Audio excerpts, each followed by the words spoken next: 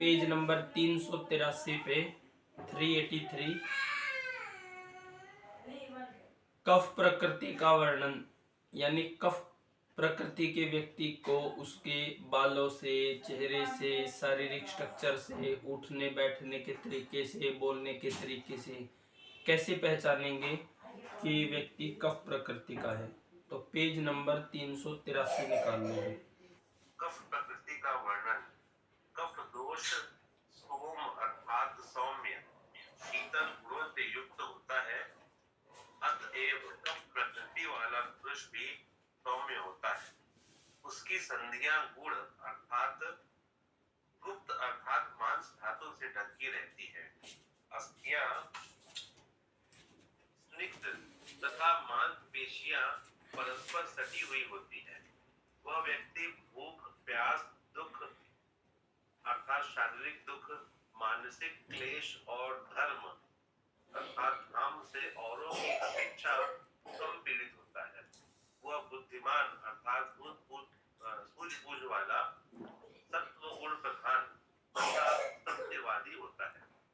उसका वर्ण प्रियंगु, सफेद दुब, शरकांड, मोर्चा या जंग न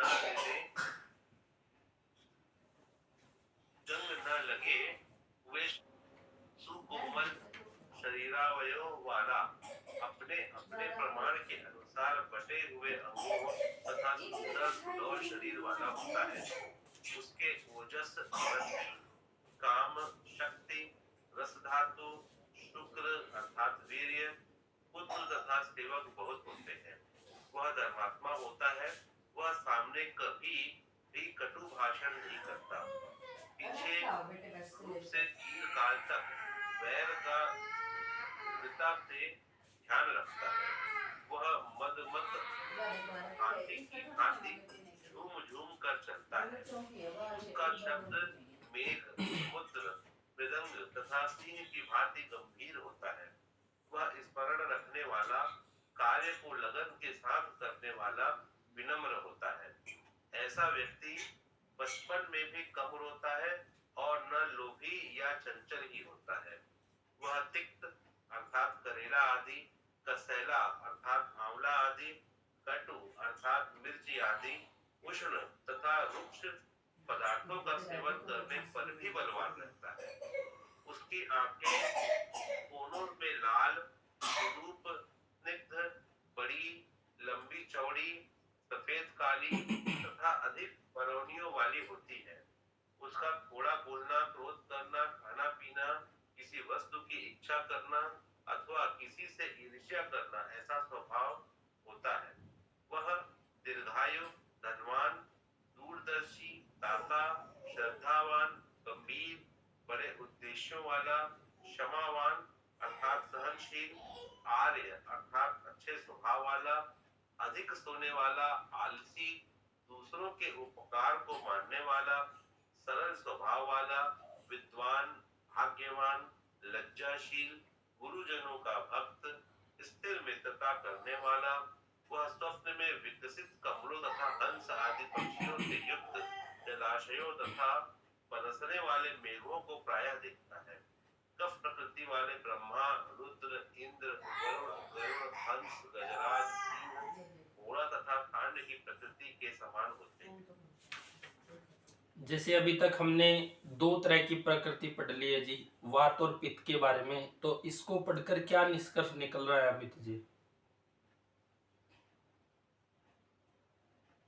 जी, कफ प्रकृति वाले व्यक्तियों को श्रेष्ठ माना गया है और उन्हीं की ये सारी की सारी जो विशेषताएं हैं यहाँ वर्णित है। वह सौम्य होगा, शीतल होगा, उसकी जो शारीरिक स्ट्रक्चर है वो मांस से भरा होगा, मतलब उसके शरीर में मेद अधिक होता है। उसे भूख, प्यास, मानसिक क्लेश वगैरह जो है वात और पित्त वालों की तुलना में कम रहता है। वह उनकी तुलना में अधिक समझदार रहता है, सात्विक गुणों वाला होता है। जैसे वहां पर वो लोग नास्तिक होते हैं या नास्तिक आस्तिक के बीच में होते हैं, ये जो है आस्तिक होते हैं। इनके शरीर की का जो है वो सुंदर होते हैं,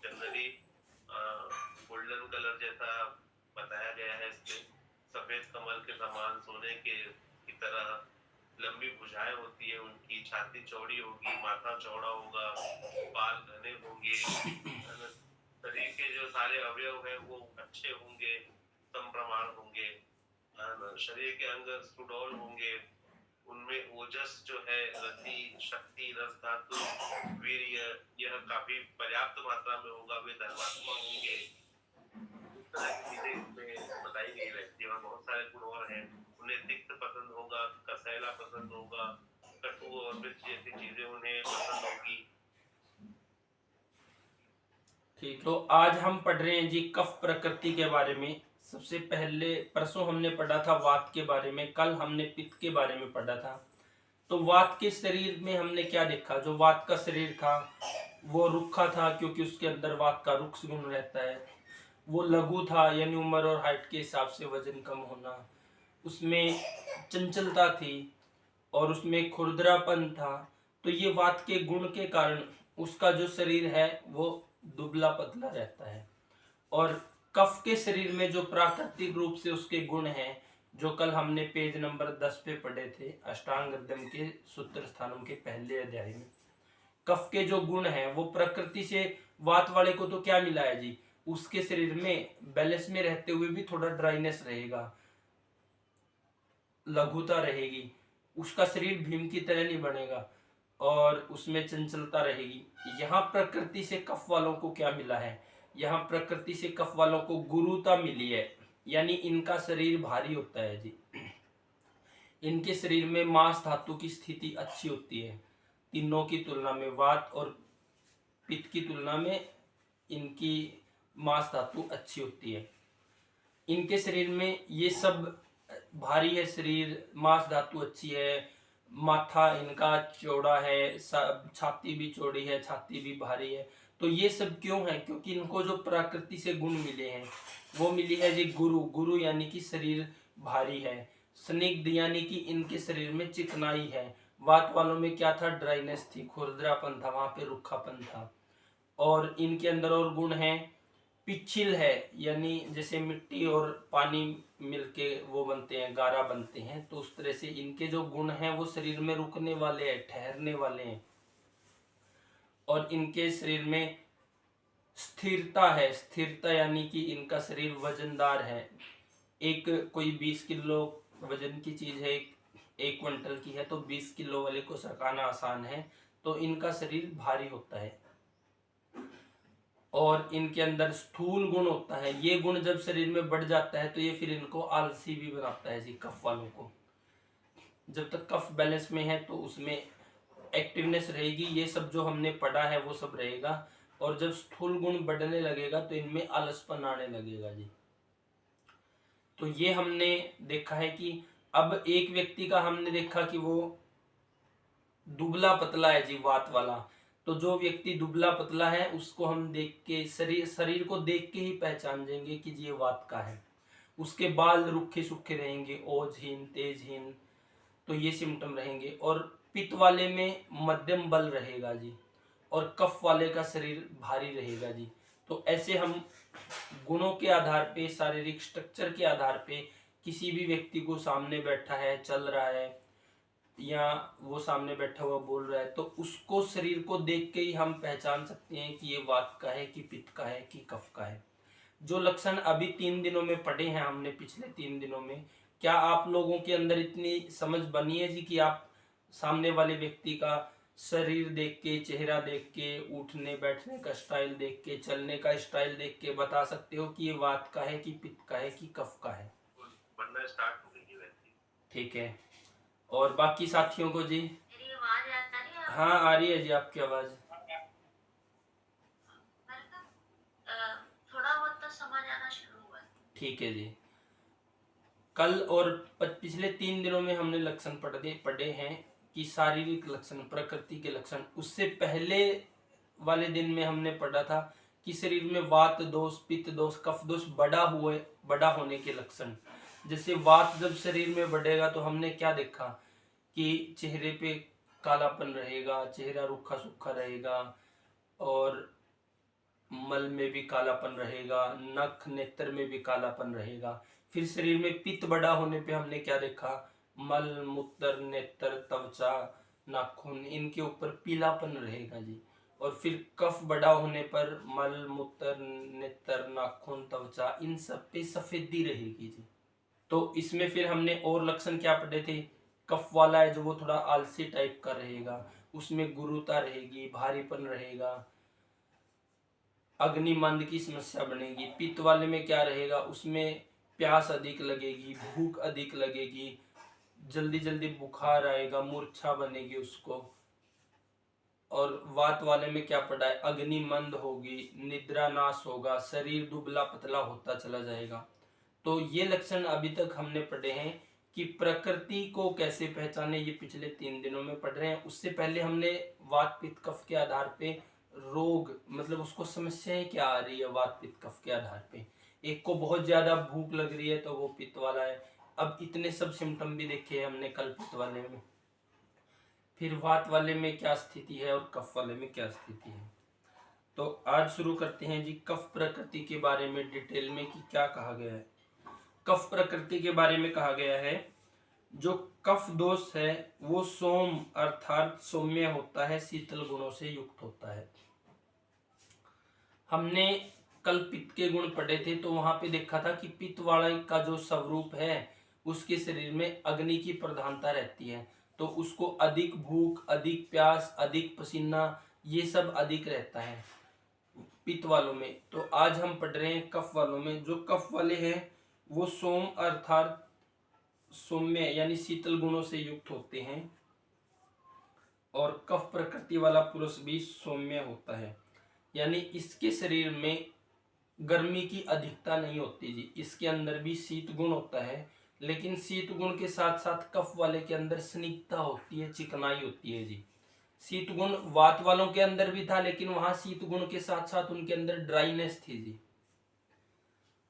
तो जो कफ वाला है उसके अंदर शीत गुण होता है और स्निग्धता होती है, इसलिए इसको सौम्य बोला गया है। और इसका स्वभाव है जो वो चंद्रमा के समान होता है जी। और पित्त वाले का जो स्वभाव है वो सूर्य के समान होता है जी, मतलब उसके अंदर उष्णता तीक्ष्णता यानी गर्मी हीट अधिक रहती है। आगे बोला है कफ वाले के लिए उसकी संधियां, उसके जो जोड़ है, जिस जोड़ों को संधियां बोलते हैं, उसके जो जोड़ है वो गुप्त अर्थात मांस से ढकी रहती है। इनके शरीर में प्राकृतिक रूप से मांस धातु अच्छा मिलता है जी। जैसे अब पहले दिन हमने वात के बारे में पढ़ा, कल पित्त के बारे में, आज कफ के बारे में पढ़ रहे हैं। अब जैसे भीम का शरीर था वो कफ का शरीर था जी, तो कफ वाले में मांस धातु सबसे अच्छा होता है।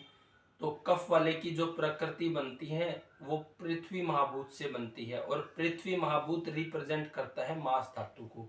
तो इनके शरीर में मांस धातु की अधिकता रहती है। पित्त वाले के शरीर में मांस धातु मध्यम श्रेणी का रहता है, और वात वाले के शरीर में मांस धातु सबसे कमजोर रहता है, क्योंकि उसके शरीर में क्या है, जो प्रकृति से गुण मिले हैं, रुक्ष लघु सूक्ष्म चल, तो ये सब उसके शरीर में रूखापन बढ़ा रहे हैं जी। तो ये धातुओं को उतना अच्छा नहीं होने दे रहे हैं। और कफ वालों को जो प्राकृतिक रूप से गुण मिल रहे हैं वो धातुओं को अच्छा कर रहे हैं जी। तो इनके शरीर में मांस धातु अच्छी होती है, इसलिए इनका जो शरीर है वो बलवान रहता है जी।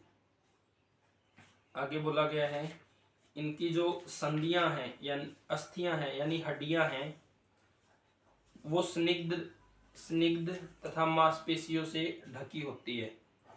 अब वात वालों में हमने क्या पढ़ा था जी कि उनकी जो संधियां हैं या अस्थियां हैं, उनकी जो हड्डियां हैं उनमें कट कट की आवाज आती है चलने पर। क्यों? क्योंकि उनके अंदर रुक्ष गुण है, खर गुण है, तो वो उनके स्नेहांश को सुखा रहे हैं जी, चिकनाई को सुखा रहे हैं।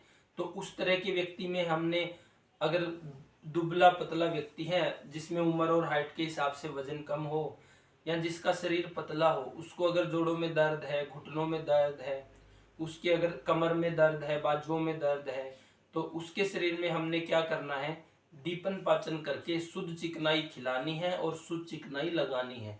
क्योंकि उसके शरीर में जो दर्द पैदा हुआ है वो ड्राइनेस के कारण पैदा हुआ है, खुरदरापन के कारण पैदा हुआ है, स्नेहा सूखने के कारण, इसलिए उसकी हड्डियों से कट कट की आवाज आती है जी। अगर पित्त और कफ में भी कफ ये स्निग्धता सूख जाएगी या उसकी कमी हो जाएगी तो इनमें भी कट कट की आवाज आ सकती है, लेकिन प्राकृतिक रूप से इनमें स्निग्धता होती है जी। तो वहां पे चिकित्सा करनी थी रुखापन की। अब इनके शरीर में क्या होता है, जब कफ का व्यक्ति है उसका कफ बैलेंस में हो तो इनको जल्दी जोड़ों में दर्द, घुटनों में दर्द या हड्डियों में दर्द नहीं आएगा।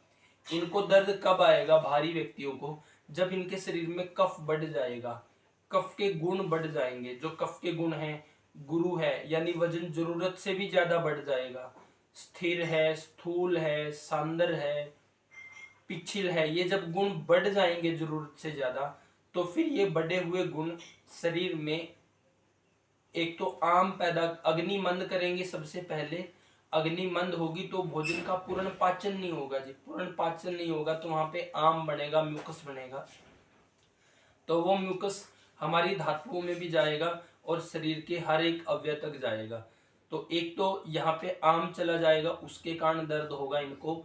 और दूसरा जो वायु है, जैसे हमने पहले दिन पढ़ा था, वायु अपने शरीर को चलाने का काम करती है, पित्त अपने शरीर का निर्माण करता है पाचन क्रिया करके, भोजन पचने से रस बनेगा, फिर सभी धातुएं बनेगी, और कफ शरीर को चिकनाई और ताकत देने का काम करता है। तो वायु है जो, वो हमारे शरीर में 5 तरह की वायु है। जो गले के ऊपर है वो उदान वायु है, गला और हृदय के बीच में है जो आमाशय तक वो प्राण वायु है, और नाभि के आसपास है वो समान वायु है, और नाभि से नीचे है जो वो अपान वायु है, और एक वायु है व्यान वायु जो सभी चारों वायु को कंट्रोल कर रही है। तो वायु पूरे शरीर में चल रही है जी। उस वायु के कारण, उस ऑक्सीजन के कारण ही हमारा सिर से और पांव तक हर एक अवयव, हर एक सेल जिंदा है जी। अब वायु का काम है संपूर्ण शरीर को चलाना और संपूर्ण शरीर में चलना, ये चल के अपना कार्य कर रही है। वायु में जब रुकावट पैदा होगी या वायु प्रतिलोम उल्टी दिशा में घूमेगी तो दर्द पैदा करेगी, तो वो रोग पैदा करेगी। तो यहाँ कफ वालों में जब कफ जरूरत से ज्यादा बढ़ जाएगा तो ऐसी स्थिति में जो वायु है वो फंसेगी तो इनको पेन होगा। इनको जो दर्द है वो 2 कारणों से है जी, एक तो शरीर में आम बनने के कारण और म्यूकस बनने के कारण, और दूसरा उस बढ़े हुए कफ ने वायु का मार्ग घेर दिया है। तो यहाँ पे हम चिकित्सा क्या करेंगे, इस तरह के व्यक्ति के जोड़ों को दर्द को ठीक करने के लिए, घुटनों के दर्द को ठीक करने के लिए, या शरीर के किसी भी पार्ट में दर्द है तो इनको पहले हम दीपन औषधियां देंगे जी, जिससे आम का पाचन होगा, म्यूकस बनना बंद होगा और पुराने वाले का पाचन होगा। और फिर हम ऐसी शोधन चिकित्सा देंगे जैसे पंचकर्म में स्नेहन स्वेदन करा के फिर वमन करवाना, फिर विरेचन कराना, और इनको जो बस्ती दी जाती है कफ वालों को वो लेखनीय द्रव्यों की दी जाती है। जो वात वालों को तो बस्ती दी जाती है जो ताकत देने का काम करती है, उनका ड्राइनेस को खत्म करती है, रुखापन को। इनको बस्ती ऐसी दी जाएगी जो लेखन भेदन छेदन करके यानी खुरुच के इनके कफ को निकालने का काम करे। तो यहाँ पे जो चिकित्सा रहेगी वो दर्द की चिकित्सा नहीं करेंगे, वो चिकित्सा करेंगे कफ की, क्योंकि जब कफ को हटाएंगे वायु अनुलोम होगी तो दर्द अपने आप ठीक हो जाएगा। तो जब कफ अधिक बड़ा हो तो यहाँ पे हमने कफ को हटाने की चिकित्सा करनी है तो दर्द अपने आप ठीक हो जाएगा। तो यहाँ पे कफ की और आम की चिकित्सा करेंगे जी। वहां चिकित्सा कर रहे थे वायु के गुणों की। तो ये डिफरेंस है जी वात और कफ के व्यक्ति में और उनके शरीर में और उनके समस्याओं में। यहाँ तक किसी साथी का कोई सवाल बन रहा हो जी? कोई सवाल नहीं। ठीक है जी। तो ये बता दिया है कि इनकी जो अस्थियां हैं यानी हड्डियां हैं उनमें चिकनाई होती है और वो मांसपेशियों के साथ सटी होती है। आगे लिखा गया है कफ वाला जो व्यक्ति है वह भूख, प्यास, शारीरिक दुख और मानसिक क्लेश, धर्म औरों की अपेक्षा कम पीड़ित होता है। तो इस व्यक्ति को जो भूख है वो कम लगती है। अगर इसको भूख के टाइम पे भी खाने को ना मिले तो ये ज्यादा परेशान नहीं होता है जी। पित्त वालों की अग्नि तीक्ष्ण है, उसको अगर खाने के लिए समय पे नहीं मिला तो उसकी जो अग्नि है वो फिर धातुओं को सुखाना कर देगी। जो पित्त वाला है वो भूख को सहन नहीं कर सकता जी, सहन भी करेगा तो उसको नुकसान होगा। और कफ वाला है जो ये भूख को सहन कर सकता है, क्योंकि इसके शरीर में जो कफ है वो समप्रमाण से थोड़ा अधिक होता है। तो इस व्यक्ति की अग्नि उतनी तीक्ष्ण नहीं होती जैसे पित्त वाले की होती है। तो इसकी जो अग्नि है वो मंद रहती है। अगर ये एक टाइम नहीं खाएगा, 2 टाइम नहीं खाएगा तो ये आसानी से भूखा रह सकता है। पित्त वाले के लिए व्रत करना या लंघन करना डिफिकल्ट होता है जी, क्योंकि उसकी अग्नि तीक्ष्ण होती है। और कफ वाले के लिए बहुत आम होता है जी, वो भूखा रहेगा, व्रत रखेगा या लंघन उपवास करेगा तो उसको कोई समस्या नहीं आती, वो आराम से रह सकता है। और वात वाले के लिए भूखा रहना वो उसके शरीर में वायु को और ज्यादा बढ़ा देगा जी।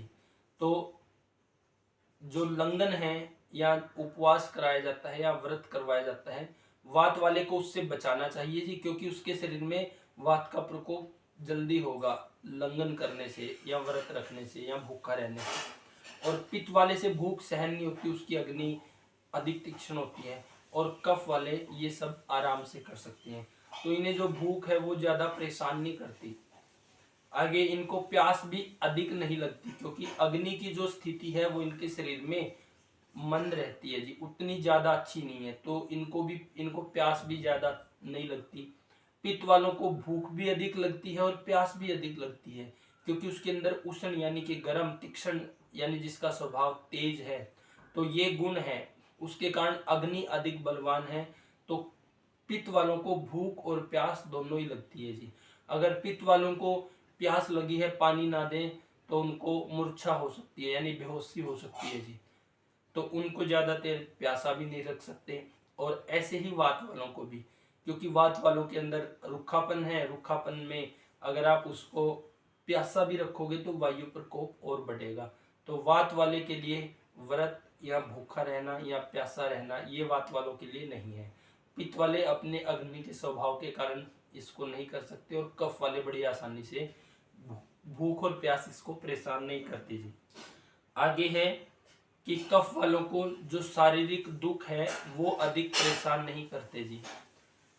वात वालों को समस्या ज्यादा होती है, क्योंकि उनके शरीर में जो वायु है, अगर शरीर में शारीरिक दुख बढ़ेगा तो वायु प्रकोप बढ़ेगा जी। और जैसे एक व्यक्ति अगर वो अधिक शोक करेगा, भय में रहेगा, चिंता में रहेगा, तो उसके शरीर में वायु प्रकोप बढ़ता है जी, वात बढ़ता है। तो अगर उसको दुख आएगा शरीर में तो उसे भय, शोक, चिंता भी रहेंगे। तो उसके शरीर में, वात के शरीर में दुख आने से वो वात को बढ़ाता है, क्योंकि व्यक्ति भय, शोक, चिंता में रहेगा। और पित्त वाले को शारीरिक दुख आएगा तो वो क्रोध में, उनको क्रोध थोड़ा अधिक आता है, तो उनके शरीर में गुस्सा बढ़ेगा, बेचैनी बढ़ेगी। तो इस तरह से उनको भी समस्या होगी। लेकिन कफ वाला है ये ज़्यादा परेशान नहीं होता जी, ये कष्टों को आराम से सहन कर लेता है। आगे मानसिक क्लेश, कफ वाले हैं ये दूसरों की ज़्यादा चिंता नहीं करते हैं जी। इनकी संगत पे डिपेंड करेगा, अगर इनका कफ बैलेंस में है और तो ये मानसिक रूप से ज़्यादा परेशान नहीं होते, क्योंकि ये इनको गुस्सा तभी आता है जब इनके आराम में बाधा हो। इनको जब परेशान किया जाए तो इनको तभी गुस्सा आता है। पित्त वालों का जो गुस्सा हमने देखा वो गलत व्यवस्थाओं पे आता है। और वात वाले के शरीर में वैसे ही स्वभाव से थोड़ी ईर्ष्या रहती है, तो वो ईर्ष्यालु टाइप होते हैं। यहाँ पे कफ वालों को अगर संगति अच्छी मिली है तो फिर ये समाज में मतलब अच्छा करने वाले होते हैं। ये अगर इनको कोई संगति ना मिले तो ये परेशान तभी होते हैं जब इनके आराम में बाधा आए, इनके अपने कार्यों में बाधा आए। नहीं तो ये समाज की और अन्य चीज़ों की ज़्यादा स्ट्रेस नहीं लेते हैं, ये अपने आप में मगन रहते हैं। कफ वाले ज़्यादातर समाज का कार्य करने वाले वो पित्त वाले ही होते हैं जी। वात वालों के अंदर साहस नहीं होता। तो पित्त वाले और कफ वालों को अगर मार्गदर्शन अच्छा मिले तो ये भी फिर अपना जी जान लगा के काम करते हैं। तो इस तरह से मानसिक रूप से ये ज़्यादा स्ट्रेस नहीं लेते हैं, ये ज़्यादा परेशान नहीं होते। और आगे लिखा है धर्म से, यानी हमने पढ़ा ये भूख से अधिक परेशान नहीं होते, प्यास से अधिक परेशान नहीं होते, शारीरिक दुख से, मानसिक दुख से और धार्मिक उससे। ये मतलब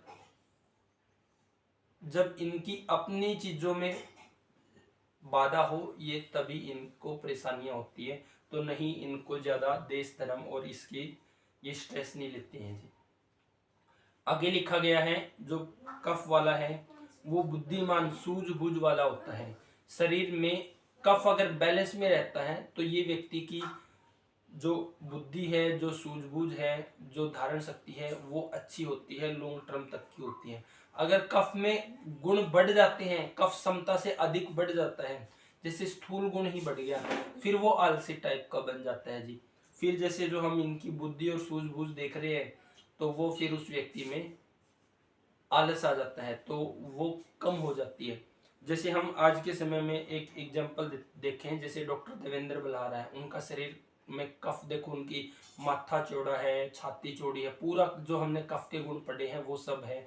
और बुद्धि भी अच्छी है, सूझबूझ, मतलब सब कुछ अच्छा है जी, क्योंकि उनके शरीर में कफ बैलेंस में है। और एक व्यक्ति को अगर आप देखोगे जिसके अंदर आलस आ गया है, तो जो गुण इनके अंदर है वो गुण उसके अंदर नहीं मिलेंगे जी। तो जब कफ बैलेंस में रहेगा तो वो सब अच्छा करेगा जी, उसकी बुद्धि, धैर्य, समझ शक्ति ये सब अच्छा रहेगा जी। आगे लिखा है सत्वगुण प्रधान अर्थात सत्यवादी होता है। तो ये व्यक्ति सत्य मतलब सत्य पे चलने वाला होता है। तो कफ वाला है जो ये, वात वाला तो थोड़ा ईर्ष्यालु टाइप का होता है, और वात पित्त वाले में क्या है, गलत चीजों पे वो आएगा। ये इसको अगर संगति मिले तो ये अच्छी उस पे चलता है, नहीं तो फिर ये किसी को ना परेशान करता है, ना परेशान होना पसंद करता है, और ये सच के ऊपर ही चलता है, मतलब सत्यवादी टाइप ही होता है जी। आगे इसका जो वर्ण है वो बोला गया है रेंगू, सफेद दूब, मोर्चा या जंग न लगे हुए, शास्त्र जैसा, गोरेचंद, सफेद कमल, सोने के सदृश्य, गोर। जो कफ वाला है इसके अंदर ये होता है अपना, ये गोरापन टाइप का होता है जी। वात वाले में तो हमने क्या देखा कि वात का जब बैलेंस में रहेगा तो भी ओज उतना अच्छा नहीं रहेगा, क्योंकि ड्राइनेस फिर भी प्राकृतिक रूप से विद्यमान है। वात बढ़ गया तो कालापन आ जाता है। पित्त वाले में थोड़ा लालिमा टाइप रहेगा, अगर पित्त जब बढ़ जाता है तो उसमें पीलापन आ जाता है। और कफ वाले में ये गौर वर्ण का रहता है, अगर कफ बढ़ जाता है तो फिर सफेदी आ जाती है। तो ये इसका जो त्वचा का, चेहरे का जो वर्ण है उसके बारे में बताया गया। आगे इसके बारे में बोला गया है इसकी जो भुजाएं हैं, लंबी भुजाओं वाला होता है, ये चौड़ी छाती वाला होता है, चौड़े माथे वाला होता है, घने एवं काले बालों वाला होता है। तो यहाँ पे हमने वात वाले में क्या पढ़ा था जी कि उसके भी शरीर अवयव लंबे होते हैं लेकिन वो रुखे होते हैं, और इसकी भुजाएं लंबी है और इसमें मांस धातु की स्थिति अच्छी होती है कफ वाले में। और पित्त वाले में ये मध्यम रहता है जी। तो लंबी भुजाएं होती है, चौड़ी छाती होती है, चौड़े माथे वाला होती है, घने एवं काले बाल। वात वाले में हमने बाल क्या देखे हैं जी, उसके जो बाल है वो रुखे हैं, ओजहीन, तेजहीन है, कम है। और पित्त वाले में हमने क्या देखा, बाल कम है लेकिन उनमें शाइनिंग है। शरीर में पित्त बढ़ेगा तो वो जल्दी सफेद होंगे उसके बाल, या वैसे भी पित्त वाले के समय से पहले सफेद हो जाते हैं। और कफ वाले के जो बाल है वो ज्यादा घने और काले रहेंगे, आकर्षक होंगे। और जब तक कफ नहीं बढ़ेगा, कफ में आम नहीं आएगा, तो तब तक उसके बाल झड़ेंगे भी नहीं और पकेंगे भी नहीं। अगर कफ लॉन्ग टर्म तक बैलेंस में है तो जब तक कफ बैलेंस में रहेगा उसके बाल अच्छे रहेंगे जी। तो ये सब गुण हैं जो इसको प्रकृति से मिले हैं कफ वाले को। जैसे हमने पढ़ा था कि वात की प्रकृति को हीन बोला गया है, जो कल हमने 7 प्रकार की प्रकृति में पढ़ा। पित्त की प्रकृति को मध्यम बोला गया है और कफ की प्रकृति को उत्तम बोला गया है। अगर कफ बैलेंस में रहे तो कफ वाला लंबा जीवन जी सकता है जी, उसकी सब धातुएं और सब कुछ लॉन्ग टर्म तक स्थायी रहते हैं जी। और पित्त वाले में ये स्थिति मध्यम रहती है, और वात वाले में उन गुणों की प्रधानता है जी जो शरीर में ड्राइनेस पैदा कर रहे हैं, रुखापन पैदा कर रहे हैं, लघुता पैदा कर रहे हैं। तो उनके अंदर उनकी आयु कम होती है, धातुएं, बल, संतानें, ये सब कारण है जी उनके अंदर कम होता है। लेकिन बैलेंस में रख के वो भी स्वस्थ 100 साल तक जीवन जी सकते हैं, लेकिन उनका शरीर कभी भीम जैसा नहीं बन सकता जी, क्योंकि उनको जो प्रकृति से गुण मिले हैं उनमें मांस धातु उनकी तरह नहीं होगा, कफ वालों की तरह। तो ये महत्व है जी गुण और प्रकृति का। अब मान लो एक वात का व्यक्ति है या एक पित्त का व्यक्ति है, अगर उसको हम सोचेंगे कि अग्नि का बल अच्छा करके और ज्यादा अच्छी खुराक खिलाएं तो इसके शरीर को भीम की तरह बनाने की सोचेंगे, तो उसका शरीर भीम की तरह नहीं बनेगा जी, क्योंकि उसके शरीर में क्या होगा, वात का दुबला पतला है, उसके शरीर में बल आके शरीर अच्छा हो जाएगा, लेकिन वो भीम की तरह नहीं बन पाएगा। पूरे शरीर में एक समान मांस धातु इतना नहीं बढ़ पाएगा। फिर उसमें क्या होगा, फिर भी उसको ज्यादा हम ताकत की चीजें खिलाते रहेंगे तो उसके केवल मेद मेद बढ़ेगा जी, पूरे शरीर का गठीला एक समान मांस नहीं बढ़ेगा, मेद मेद बढ़ेगा, और वो फिर किसी अंग विशेष को बढ़ा देगा। जैसे हो सकता है अकेला पेट पेट बढ़ जाए, पेट बाहर निकल आए। तो यही स्थिति कफ पित्त और वात वालों के साथ, वात पित्त वालों के साथ भी होगी। तो पित्त और वात वालों में हम बल तो अच्छा कर सकते हैं, लेकिन भीम की तरह नहीं बना सकते उनको। यहां तक किसी का कोई सवाल बन रहा हो जी? वात वाले पतले होते हैं, लेकिन वात अगर बैलेंस में है तो शारीरिक बल ठीक रहेगा जी। जब वात ज्यादा बढ़ेगा तो ही वो पतले रहेंगे, और पतलों को हम बैलेंस में भी ला सकते हैं। जब वात अधिक बढ़ेगा तो कालापन आएगा जी। और देखो इसमें भी ये डिपेंड करेगा ना जी, जब वात अधिक बढ़ेगा तो ड्राइनेस बढ़ेगी, रुखापन बढ़ेगा, तो वो क्या कर रहा है शरीर में, वो खून को सुखा देगा, खून की कमी कर देगा, इसलिए उनमें कालापन आएगा जी। अगर वात बैलेंस में है तो कालापन नहीं आएगा जी। अब कफ वाला व्यक्ति है, उसके अंदर सर्वश्रेष्ठ गुण है, लेकिन कब तक, जब तक वो बैलेंस में है, कफ बैलेंस में। जब कफ बढ़ जाएगा तो वो व्यक्ति भी आलसी बन जाएगा। उस व्यक्ति में सबसे खतरनाक रोग होंगे अगर कफ बढ़ गया, क्योंकि जो आम है वो एक तरह से, अब वात वाले को कैंसर की संभावना नहीं होती है जी, और कफ और पित्त में ही कैंसर की संभावना है, क्योंकि कफ में जो आम है वो क्लेद पैदा करेगा, सड़न पैदा करेगा, वो पेट में होगा या धातुओं में चला जाएगा, जहां भी आम है, म्यूकस है, पस है जो। और ऐसा ही आम जो पित्त वालों में भी होता है, जो एसिड फॉर्म में होता है, द्रव फॉर्म में। तो कुछ चीजें हैं जो वात को अच्छा भी कर रही है, कुछ चीजें हैं अगर कफ के ये गुण बढ़ जाते हैं तो कफ वाला सबसे जल्दी और फास्ट बीमार पड़ेगा, और वो बीमार पड़ गया तो वो लॉन्ग टर्म में जाके ठीक होगा जी। कफ के अगर गुण बैलेंस में है तभी वो अच्छा है जी। वात वाले में जैसे ये बढ़ गया है वात के गुण, तो ये ठीक होने में सबसे जल्दी ठीक होता है जी, क्योंकि इसमें क्या करना है, अग्नि को अच्छा करके आपने शुद्ध चिकनाई ही तो खिलानी है। स्नेहन कर दो, स्वेदन कर दो, बस्ती दे दो। बस्ती सबसे फास्ट काम करती है जी शरीर में स्निग्धता देने का और वायु को अनुलोम करने का। तो जब वात बढ़ेगा तब कालापन आएगा दीपक जी। वात बैलेंस में रहेगा तो नहीं आएगा जी। और कफ के जो इतने शानदार लक्षण पड़ रहे हैं वो तब तक ही है जब तक कफ बैलेंस में है। जब कफ बढ़ जाएगा तो फिर वो लंबे समय तक का रोगी बनेगा। उसको अगर कुष्ठ रोग हो गया है, क्लेद सड़न अंदर बनेगी आम के कारण, तो वो उस लंबे समय में ठीक होगा, क्योंकि उसके गुणों को बैलेंस करने में समय लगेगा। उसके गुण ऐसे हैं कफ के जो लॉन्ग टर्म में ठीक होने वाले हैं, जैसे गुरु है, पिच्छिल है, स्थूल है, सांदर है। अब आप एक भारी व्यक्ति को एकदम से पतला तो नहीं कर सकते ना। आगे है इसके बारे में कि इसके सुकोमल शरीर अवयव वाला होता है। जो इसके शरीर अवयव है वो सॉफ्ट होते हैं जी। अब वात वालों में क्या था, रुखापन था वहां पे। पित्त वालों में उष्णता है, और इनमें स्निग्धता भी है और शीतता भी है। तो इनके जो शरीर के अवयव हैं वो कोमल होते हैं, कोमल होते हैं। अगर ये कफ बढ़ गया है तो फिर इनका अंदर भी जो जैसे त्वचा में कठोरता आ जाएगी जी, क्योंकि शीत गुण है। तो कोमल भी कब तक है, जब तक कफ बैलेंस में है जी। तो इसके शरीर अवयव में कोमलता होती है, अपने अपने प्रमाण के अनुसार बटे हुए अंगों तथा सुंदर सुडौल शरीर वाला होता है। कफ के जो गुण हैं वो सभी अच्छे हैं, इसलिए इसका शरीर देखने में आकर्षक होता है और अच्छा शारीरिक स्ट्रक्चर भी होता है जिसके अंदर मांस धातु संपूर्ण शरीर में अच्छी है जी, अंग विशेष में बढ़ोतरी नहीं होती इसमें। आगे बोला है इसके शरीर का ओज अच्छा होता है जी, अगर कफ बैलेंस में है तो। काम इनका सबसे अच्छा होता है, काम शक्ति। इनमें शुक्र धातु की स्थिति अगर कफ बैलेंस में है तो आदर्श होती है। वात वालों में वहाँ ड्राइनेस थी तो वो शुक्र को सुखाने का काम करता है। पित्त वाले में उष्णता है, वो शुक्र को सुखाता भी है लेकिन गर्मी के कारण उतनी अच्छी क्वालिटी नहीं रहती। और कफ वाले में स्निग्धता है और शीतलता है। इनमें शुक्र धातु की स्थिति सबसे आदर्श होती है, पहले नंबर पे इन पे, दूसरे नंबर पे पित्त वालों में और तीसरे नंबर पे फिर वात वालों में।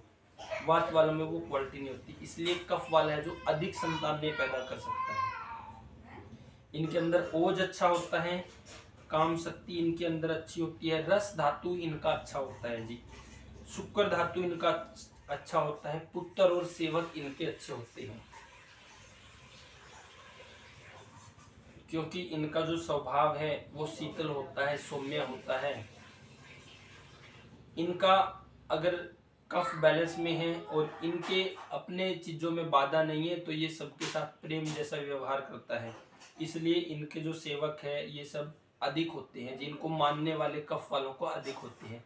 वात वालों में तो हमने देखा कि गुण ऐसे थे, अग्नि में बल नहीं था, धातु में अच्छी नहीं है, शारीरिक स्ट्रक्चर अच्छा नहीं है, वो थोड़े ईर्ष्यालु टाइप होते हैं, यानी उनके बहुत ज्यादा मित्र नहीं होते वात वालों के।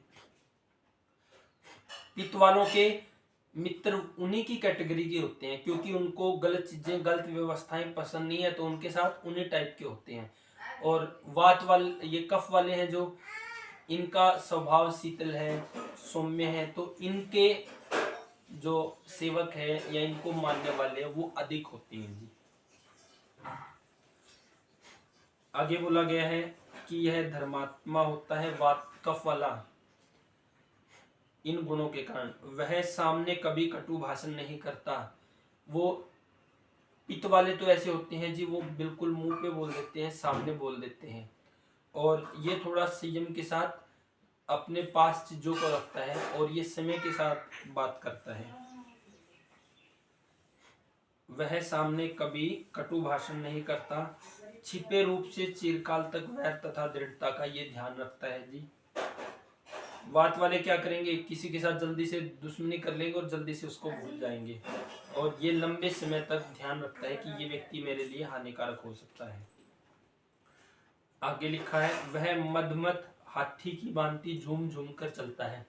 तो वात वाले हर चीज में फास्ट हैं और पित्त वाले समय के अनुसार है, कफ वाले धीमे चलते हैं जी, अपनी मस्ती में चलते हैं। आगे बोला गया है इसका जो शब्द है मेघ समुद्र सिंह की भांति गंभीर होता है, यानी इस तरह का व्यक्ति जब बोलता है तो उसके आवाज में दहाड़ होती है जी। जैसे आप आज के टाइम में देवेंद्र बलहारा को देखोगे, जब वो बोलते हैं तो मतलब बहुत गर्जना के साथ बोलते हैं।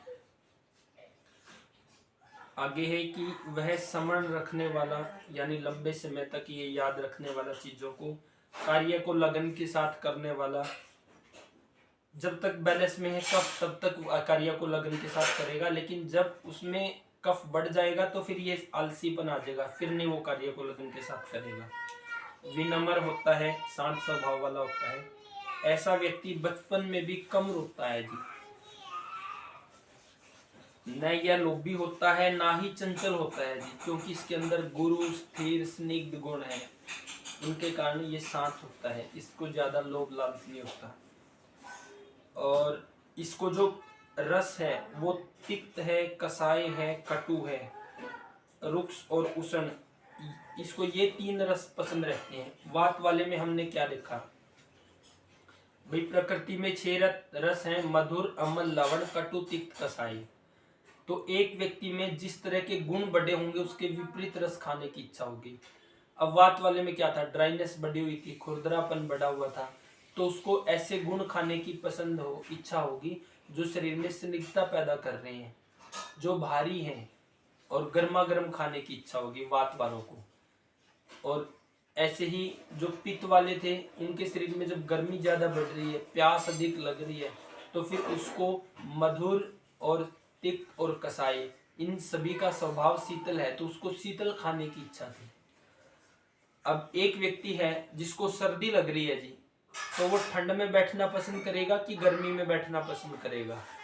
यानी शरीर में जैसे गुण बढ़े हुए हैं, उसके विपरीत ही आहार विहार और आचरण करने की इच्छा होती है। तो कफ वाले में क्या है, इसमें शीतलता है, स्निग्धता है, गुरुता है, ये सब गुण पहले ही विद्यमान है।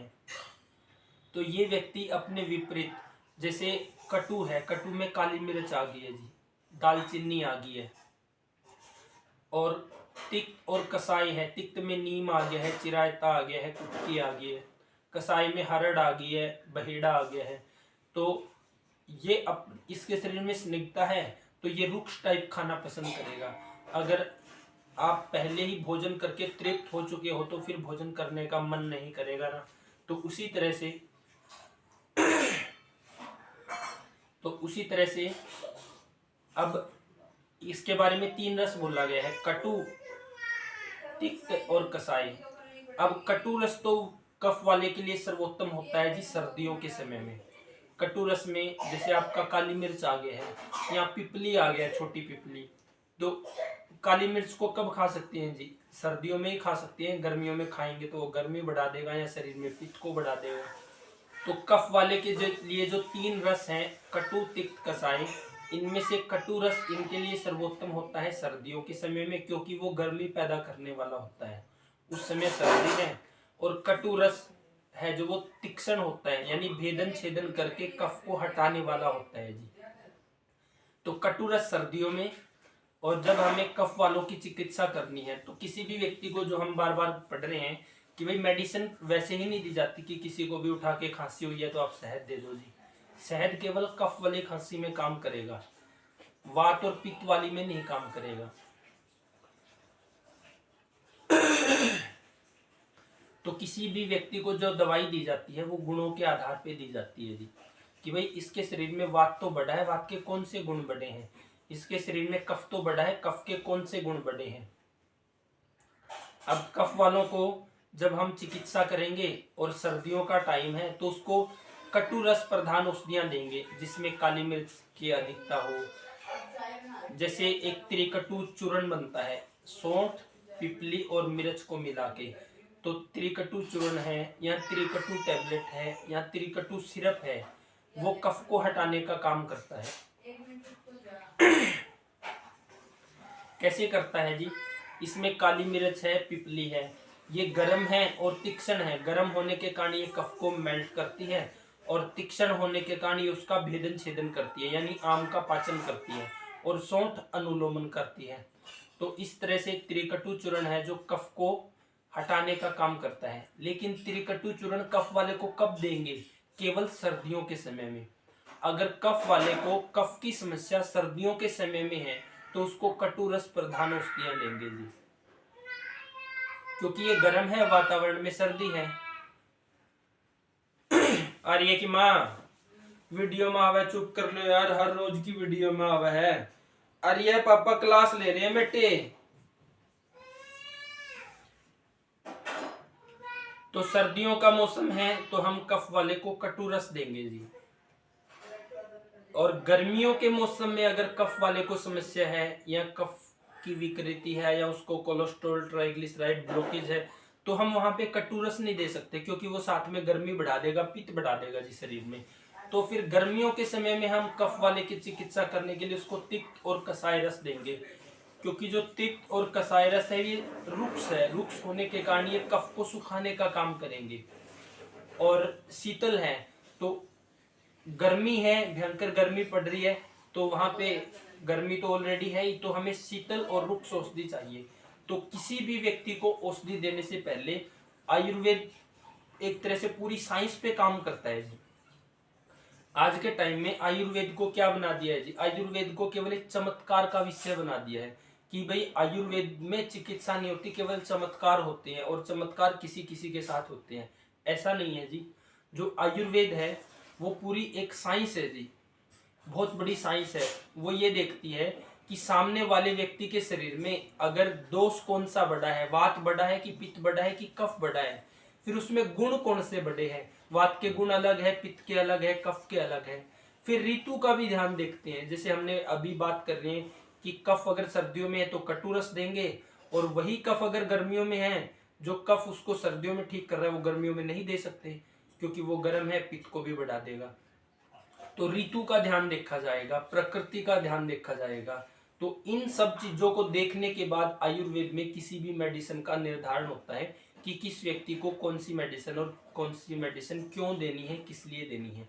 तो इतनी बड़ी साइंस है जी आयुर्वेद। आज के टाइम में लोग क्या सोचते हैं जी कि हमें कोई ऐसी दवा मिल जाए, आयुर्वेद में ऐसी मेडिसिन मिल जाए, खाई और सब रोग छू मंत्र हो जाए। तो ऐसा नहीं होता जी। आयुर्वेद में रोगों को ठीक करने के लिए सबसे पहले हमने अपनी रसोई को ठीक करना पड़ेगा। उसमें अपना बर्तन है, नमक है, तेल है, शुद्ध दूध और घी है, इन सब की व्यवस्था करनी है। फिर हमारा आहार विहार आता है जी, इसको आहार बोलते हैं। टाइम पे खाना, टाइम पे पीना, फिर टाइम पे सोना उठना और सब काम अपनी प्रकृति के अनुसार करना, इसको विहार बोलते हैं। तो सबसे पहले एक रोगी को ठीक होने के लिए उसकी रसोई ठीक होनी चाहिए, फिर उसका आहार विहार ठीक होना चाहिए, और फिर जाके उसके बाद औषध का नंबर आता है। अगर आप डायरेक्ट ही किसी को दवाई दे दोगे ये सोच के कि इसके शरीर में ये बड़ा है, उसका आहार विहार, दिनचर्या, ऋतुचर्या, भोजनचर्या, रसोई कुछ ठीक ही नहीं कराओगे तो वो ठीक नहीं होगा जी। और वो आयुर्वेद नहीं है। आयुर्वेद है एक ऐसी साइंस जो व्यक्ति को जीने के साथ साथ ठीक होना सिखाती है जी। यानी जब वो अपनी रसोई बदलेगा, अपना आहार विहार बदलेगा, अपना जीवन शैली बदलेगा, अपना सोना उठने बैठने जागने का टाइम बदलेगा, अपनी दिनचर्या, ऋतुचर्या, भोजनचर्या, रात्रिचर्या, ये सब बदलेगा, तब जाके व्यक्ति ठीक होता है, तब उसको जीने की समझ आती है। अब अगर वो एक रोग से ग्रसित हुआ है और आपने उसका इतना सब कुछ ठीक कर दिया तो वो आगे जल्दी से दोबारा बीमार नहीं पड़ेगा, क्योंकि अब उसे जीने की समझ आ गई है जी। तो आयुर्वेद एक जीने की कला है। पहले जब व्यक्ति को जीना आएगा फिर वो आयुर्वेद में पूरी तरह से ठीक होगा जी। और अकेला ऐसा नहीं है कि एलोपैथी दवाइयाँ खाते खाते वो छोड़ के आयुर्वेदिक दवाइयाँ खाना शुरू कर दे और हम समझ लें कि आयुर्वेदिक दवाइयाँ ही हमें ठीक करेगी। अगर उससे हम ठीक हो गए तो आयुर्वेद और वैद्य जिंदाबाद है, नहीं तो आयुर्वेद मुर्दाबाद है। ऐसा नहीं है जी। आयुर्वेद एक पूरी साइंस है और उस साइंस के अनुसार जब आप अपने आप में बदलाव करते हैं तो ही पूरी तरह से ठीक हो पाते हैं। यहाँ पे किसी साथी का कोई सवाल बन रहा हो जी? क्योंकि हम क्या पढ़ रहे हैं जी, हम गुणों को पढ़ रहे हैं, हम प्रकृति को पढ़ रहे हैं। आगे अभी हम दिनचर्या का अध्याय भी पढ़ेंगे, आगे ऋतुचर्या का अध्याय भी पढ़ेंगे कि ऋतु में बदलाव होने के कारण रोग किस तरह से पैदा होते हैं। अब ऋतु के अनुसार बदलाव हो रहा है और ऋतु के अनुसार अपने आप को नहीं बदलोगे तो आप ठीक नहीं हो सकते अकेले दवाओं से। हाँ, इसीलिए समस्याएं हैं जी आज के समय में, इसलिए लोग ठीक नहीं हो रहे हैं। केवल एक दवाई से या एलोपैथी छोड़ के आयुर्वेदिक दवाइयां लेना शुरू कर देंगे तो वो आयुर्वेद नहीं है जी। जैसे कल परसों सिंपल जी का सवाल था कि गाय का दूध ना मिले तो उसका विकल्प क्या करें हम। उसका विकल्प कोई नहीं है जी, उसके लिए हमें उसकी ही व्यवस्था करनी पड़ेगी। अब यहाँ पे जब चीजें फंस जाती है तो यही व्यक्ति रुक जाता है। तो एक व्यक्ति ने अगर अपने आप को स्वस्थ रखना है, आने वाली पीढ़ियों के लिए स्वास्थ्य का माहौल बनाना है, तो उसने इन बेसिक चीज़ों को परमानेंटली ठीक करना पड़ेगा कि भाई अपनी रसोई में ऐसे बर्तनों की व्यवस्था करनी पड़ेगी जो खुले बर्तन में खाना बनता हो, जो सिल्वर के, एल्यूमिनियम के ना हो, कुकर ना हो। जब इसको हम अब अगर जब हमें समझ आ गई इसको निकाल देंगे तो आने वाली पीढ़ी को बचपन से उसको देखेगी जी, तो उसको उसमें आदत पड़ जाएगी। फिर उसके लिए नमक रसोई में सेंधा होना चाहिए, फिर शुद्ध तेल होना चाहिए जो खुद का निकलवाया हुआ हो या भरोसेमंद जगह से शुद्ध लकड़ी की कच्ची घानी को कोल्ड प्रोसेस से निकाला गया हो।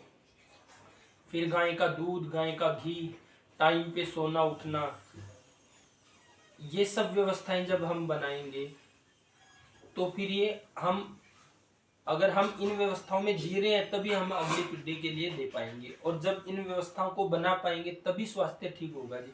नहीं तो आज के टाइम में आयुर्वेद भी बहुत है जी, आपको यूट्यूब और यहाँ वहाँ और कितने हॉस्पिटल मिल जाएंगे, लेकिन स्वास्थ्य की दशा क्या है। जब तक आयुर्वेद में भी अगर एलोपैथी की तरह उपचार होगा तो कुछ नहीं होगा जी, जब तक बेसिक चीजें ठीक नहीं होगी। रसों के बारे में पढ़ रहे थे कि वात वाल कफ वाले को सर्दियों में तो हम कटु रस देंगे उसके कफ को ठीक करने के लिए, और गर्मियों में अगर उसको ब्लॉकेज की समस्या है और कफ ठीक करना है तो वहाँ पे फिर हम काली मिर्च, दालचीनी, तुलसी ये सब चीजें नहीं देंगे जी। वहाँ पे हम तिक्त और कसाय रस की औषधियाँ देंगे। तिक्त में जैसे कुटकी आता है, चिरायता आता है, नागरमोथा आता है, फिर सौंठ भी आता है, सौंठ में अनुलोमन गुण है, और कसाई में आपका हरड़ आ गया या त्रिफला आ गया है, त्रिफला में हरड़, बहेड़ा, आंवला।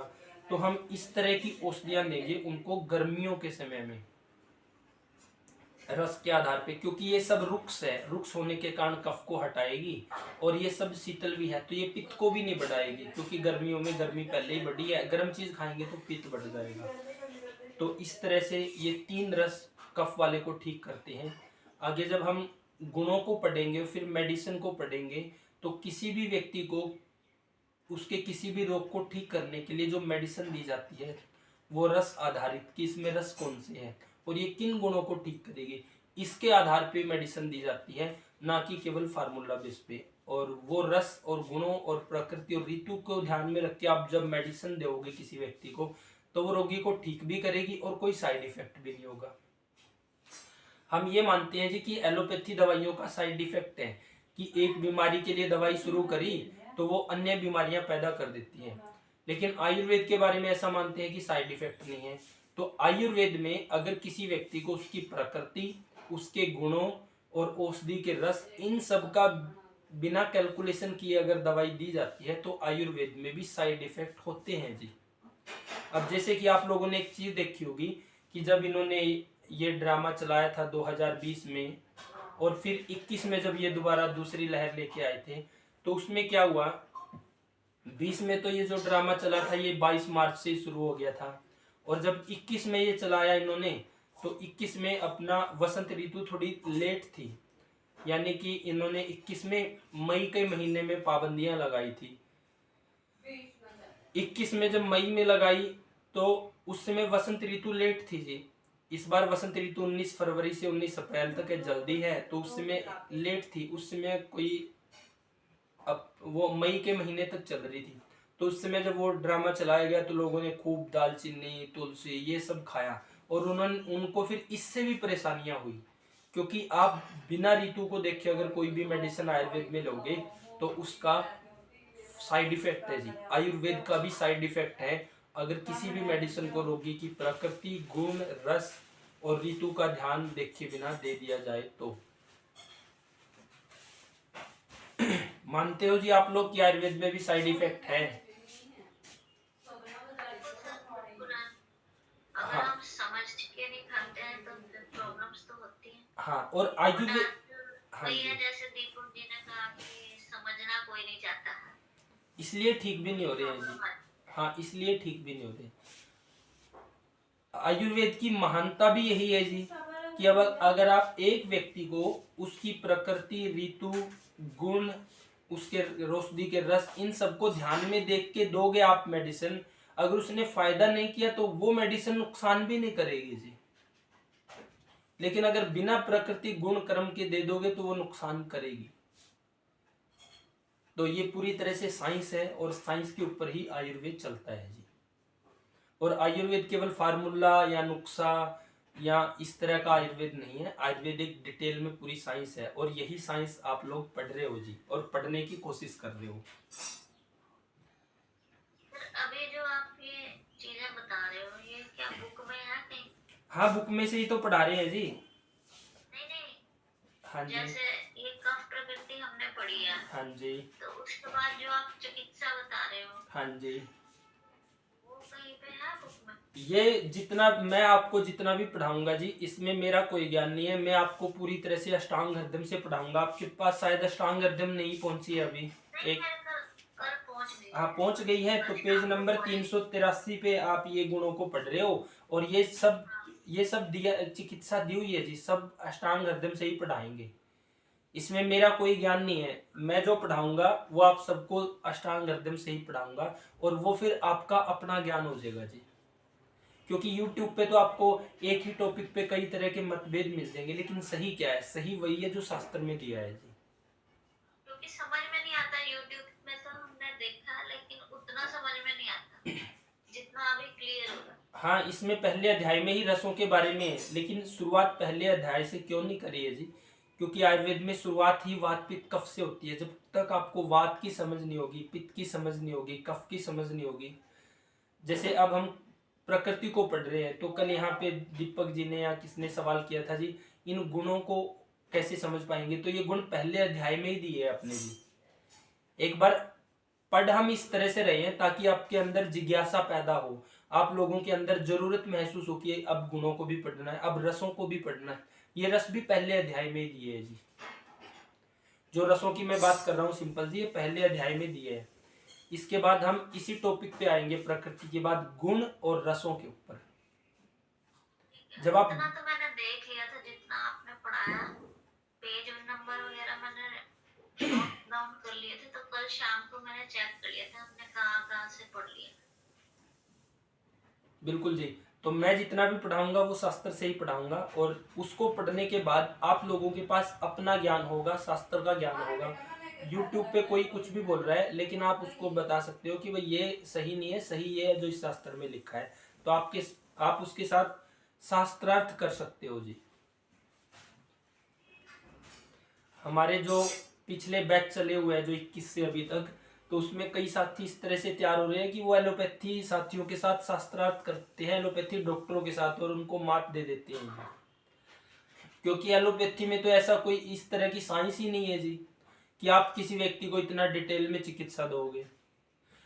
एलोपैथी ने आज तक एक भी मेडिसिन, एक भी रोगी को ऐसे नहीं किया है जी, अगर किसी की बीपी की गोली शुरू हो गई है तो वो बंद होगी हो, या किसी को ब्लॉकेज है और उन्होंने बिना स्टंट के ठीक किया हो, या किसी को शुगर की या किसी को थायराइड की गोली शुरू हो गई है और उन्होंने किसी को क्योर कर दिया हो, या किसी को किडनी फेलियर हुआ है, वो डायलिसिस तो कर सकते हैं, उसका टाइम तो थोड़ा आगे बढ़ा सकते हैं, लेकिन वो क्योर नहीं कर सकते हैं जी।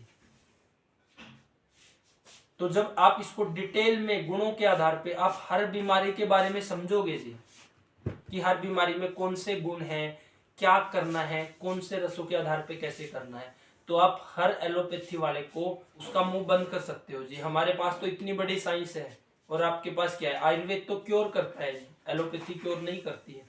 वो केवल ऐसी मेडिसिन है जो रोगों को कुछ टाइम के लिए रिलैक्स करती है, दबाती है जी। अब किसी को बीपी है, गोली खा ली, एक बार रिलैक्स मिल जाएगा, दबा देगा, लेकिन खानी ही पड़ेगी उसको।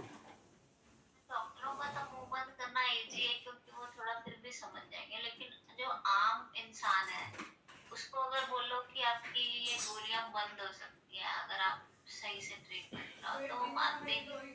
बीपी की गोली थोड़ी ना बंद होती है, शुगर थोड़ी जिंदगी भर रहती है, ऐसे ऐसे तो बात करते हैं। ठीक है, आपके बड़ा अच्छा सवाल किया है। आपकी बातों को दो तरह के व्यक्ति सुनेंगे जी।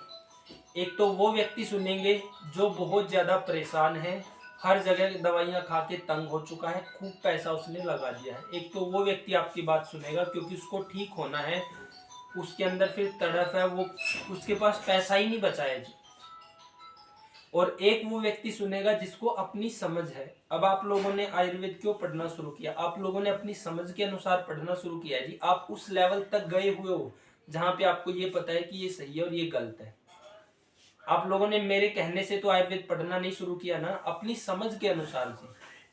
तो दो तरह के लोग आपकी बात को सुनेंगे जी, एक जिनको समझ है, एक जिसके पास कोई रास्ता नहीं बचा है जी। दो तरह के लोग ही सुनेंगे जी आपको।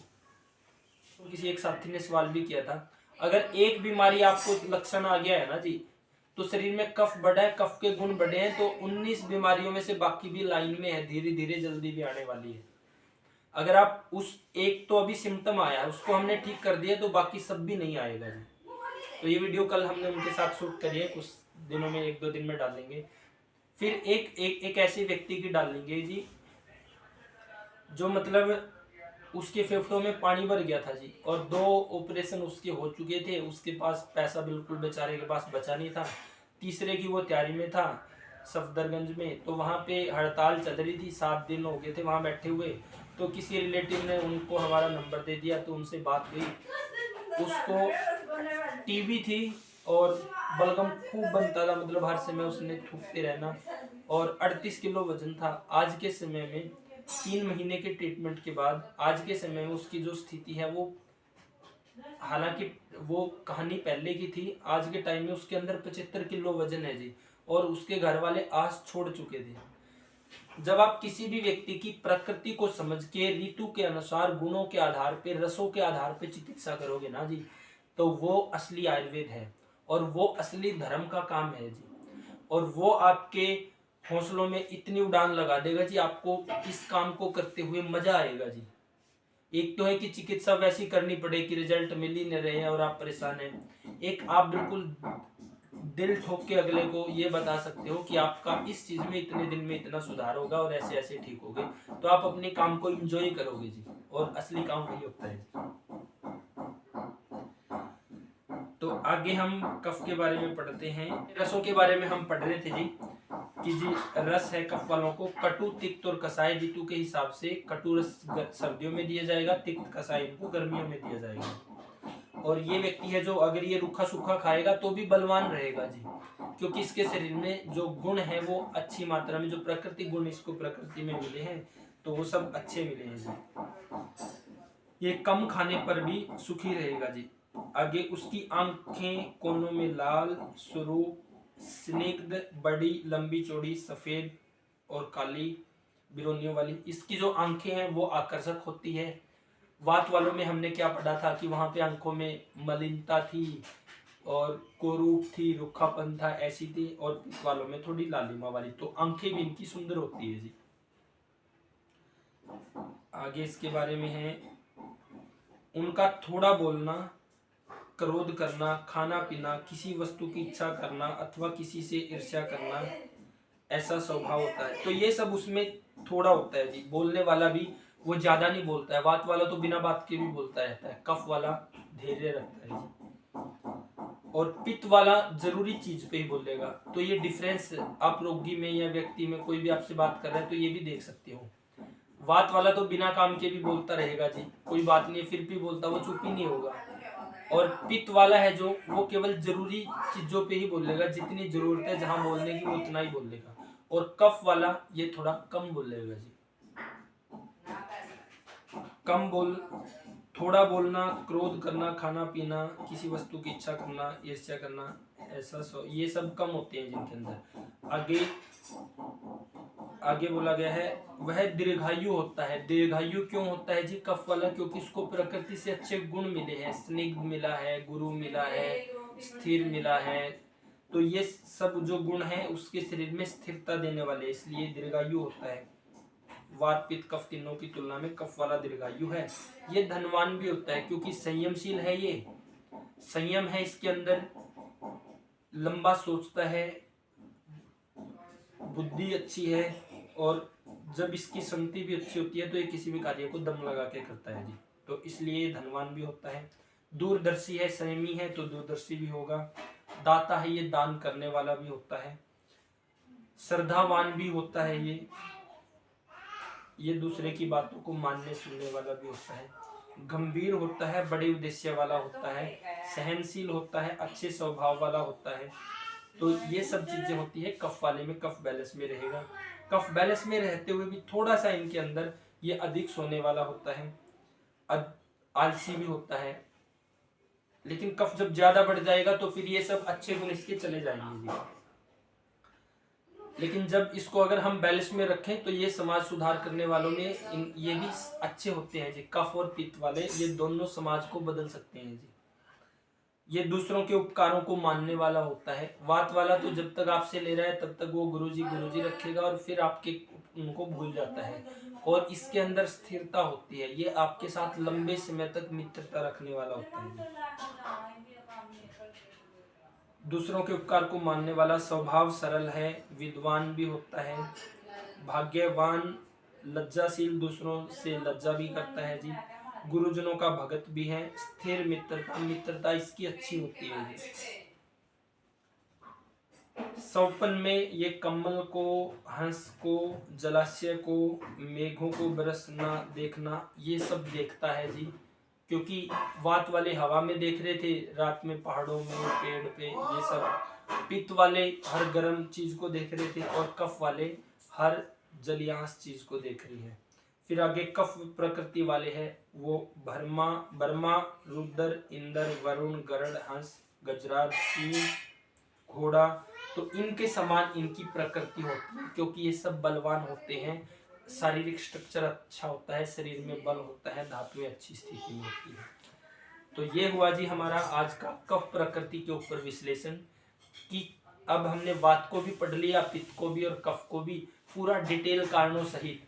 अब आपको थोड़ा थोड़ा ये समझ आ गया होगा, एक बेसिक बनना शुरू हो गया होगा कि वात का व्यक्ति इस तरह का है तो इसकी ये चिकित्सा रहेगी, कफ का इस तरह का ये चिकित्सा रहेगी, वात का इस तरह का ये चिकित्सा रहेगी। अभी हम और डिटेल में पढ़ेंगे जी,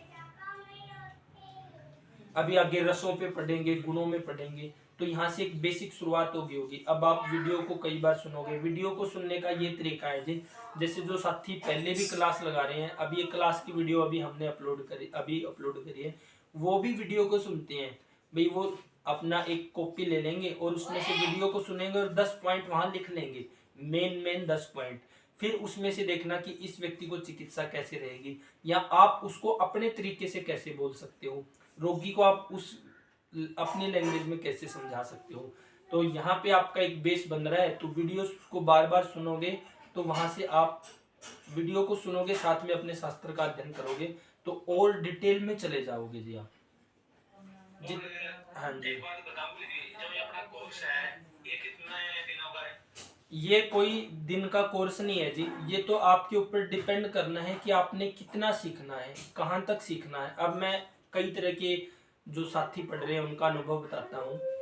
मान लो 6 महीने में तो आपको इतनी समझ हो जाएगी जी, आपको सही गलत का पता चल जाएगा, हर बीमारी का आपको पता चल जाएगा कि क्या बीमारी है, कैसे होती है, उसमें क्या चिकित्सा रहती है। अगर आपने सिर्फ अपने तक सीखना है तो आप 6 महीने में भी सीख जाओगे जी, अपने तक। और अगर आपने अपनी कोई फार्मेसी चलानी है, चिकित्सा के क्षेत्र में उतरना है, तो फिर आपको लॉन्ग टर्म में सीखना चाहिए जी। क्योंकि जो 21 में हमने पहला बैच शुरू किया था पढ़ाने का, वो अभी भी सीख रहे हैं, क्योंकि उनका सीखने का टारगेट क्या है। कई साथी ऐसे हैं जिन्होंने आयुर्वेद को यहाँ से पढ़ा, उनके पास फिर डी फार्मेसी की डिग्री भी है, तो उन्होंने अपना केंद्र शुरू कर दिया है जी। अब वो क्या कर रहे हैं, वो क्लास लगा भी रहे हैं, पेशेंट भी अटेंड कर रहे हैं। अब उनको कोई समस्या आती है तो वो डिस्कशन भी करते हैं, क्लास में भी डिस्कशन करते हैं। इससे दूसरों को भी आइडिया मिलता है कि कैसे कैसे समस्या होती है, कैसे कैसे उसमें फिर चिकित्सा क्या रहेगा उसमें। तो अगर आपने अपना केंद्र करना है, आपने प्रैक्टिस करनी है, चिकित्सा इसमें करनी है, तो फिर तो आपको जी, जब तक आप चिकित्सा में निपुण नहीं हो जाते तब तक सीखो आप। कि आपने साथ में अपना क्लिनिक कर रहे हो, साथ में आपके पास पेशेंट आ रहे हैं, समस्याएं आ रही है, तो उसमें आप डिस्कशन भी करते चले जाओ क्लास में, कि भाई जब तक आपको निपुणता ना मिल जाए तब तक आप सीखते चले जाओ। क्योंकि आपने 1000 रुपए ही तो देने हैं और पेशेंट को आप लाखों के ठीक करोगे, तो फिर उसमें तो आप ये है, तो फिर तो लॉन्ग टर्म तक सीखो जी, 1 साल 2 साल 3 साल जितना भी, अगर, क्योंकि जितना पढ़ोगे, जितना ज्यादा पेशेंट अटेंड करोगे, उतना ही आपका आइडिया भी क्लियर होगा और आपके अंदर कॉन्फिडेंस भी आता रहेगा। अगर आपने अपने लिए सीखना है केवल, तो आप 6 महीने भी काफी है जी। तो वो आपका टारगेट क्या है, उस उद्देश्य से आप सीख सकते हैं जी। अब आपने इसको पढ़ लिया, एक समझ आ गई। असली तो जब आप प्रैक्टिस करना शुरू करोगे ना, तो वहां पे जब कि हमने ये पढ़ा है, इसमें ये गुण तो है, इसके अलावा ये गुण भी है, तो वहां पे जब आप उस चीज में को निकल जाओगे, तो फिर आप एक तरह से परफेक्ट हो जाओगे। अगर आपके साथ बात करनी हो जैसे आपके पास टाइम रहता है? हाँ बिल्कुल टाइम रहता है जी। आप अपना मैसेज छोड़ दो व्हाट्सएप पे, और फिर मैं आपको बैक कॉल कर लूंगा, या उसी समय होगा तो मैं आपको वो कर लूंगा जी। तो आप बेझिझक कभी भी 24 घंटे कभी भी कर सकते हो। बस एक बार व्हाट्सएप पे मैसेज छोड़ दो जी, फिर उस हिसाब से आपको बता देंगे। कोई भी रोगी बैठा है, आप अपनी चिकित्सा में बैठे हो, तो आप वहाँ पे भी परामर्श ले सकते हो कि ये रोगी है, मैं इसमें इन गुणों को महसूस कर रहा हूँ, मैं इसके लिए ये मेडिसिन सोच रहा हूँ, लेकिन इसमें और क्या बेटर कर सकते हैं हम। तो असली चिकित्सा यही होती है जी, कि हमने मान लो या हमारा एक ग्रुप है 10 व्यक्तियों का, और 10 व्यक्ति इसमें हम प्रैक्टिस कर रहे हैं, तो 10 अपने अपने लेवल पे कर रहे हैं, अपनी समझ से कर रहे हैं, फिर हम एक साथ एक चर्चा करें कि भाई हमारे पास पिछले 1 महीने में ऐसे पेशेंट आए, हमने इसको इस चिकित्सा सिद्धांत के अनुसार मैंने इसको ये दवाइयाँ दी है और इस रोगी में इतना इम्प्रूवमेंट हुआ है, आप लोगों के पास बाकी के पास इसके अलावा और कोई सुझाव हो तो हम इसको और बेटर कर सकते हैं। तो ये हेल्प करती है जी कॉन्फिडेंस बढ़ाने में भी और चिकित्सा को अच्छा बनाने में भी। कि एक तो हमने अभी आपका सीखने का दौर रहेगा, शुरुआत में आप पेशेंट अटेंड करोगे, तो उसके बाद फिर आप कुछ ऐसे लोगों की भी राय ले रहे हो जो पहले इस चीज को कर चुके हैं, तो उसमें फिर आपका जो चिकित्सा है वो 100% सही रहेगी, फेलियर की संभावना नहीं बनेगी जी।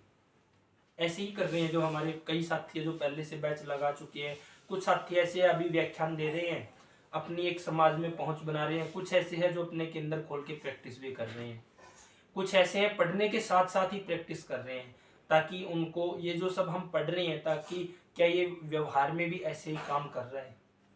तो प्रैक्टिस करना ज़्यादा महत्वपूर्ण है जी। उद्देश्य अगर नहीं है प्रैक्टिस का तो ये लेके चलो कि जी मैं आने वाले समय में प्रैक्टिस करूंगा, अगर आप नहीं करोगे तो कम से कम आप अपनी पीढ़ी को इस लाइन में जरूर ले आओगे जी।